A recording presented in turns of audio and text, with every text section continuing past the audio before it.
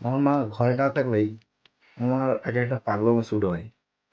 তো এখন যেটা খাচ্ছি ওটা আমার এক ধরনের পাগলামি বলতে পারো। তো কাপের মধ্যে ম্যাগি নিয়ে নিলাম, এতে খুব গরম জলও দিয়ে দিলাম,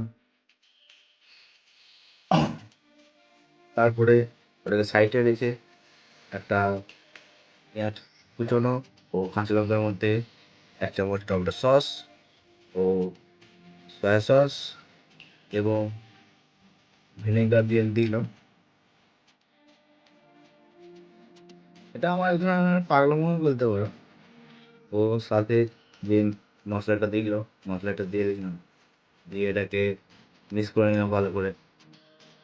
তারপরে শুরু হলো মেন খেলা। এবার সেই ম্যাগিটার মধ্যে দিয়ে দিলাম মিশ্রণটা।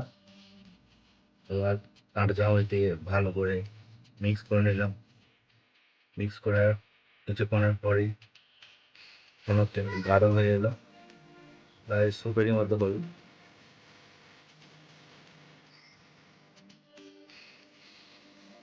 তো আমার রেডি হয়ে গেছে। এবার তাহলে মতো টেস্ট করি, ভালোই লেগেছিল। তোমরাও ট্রাই করতে পারো।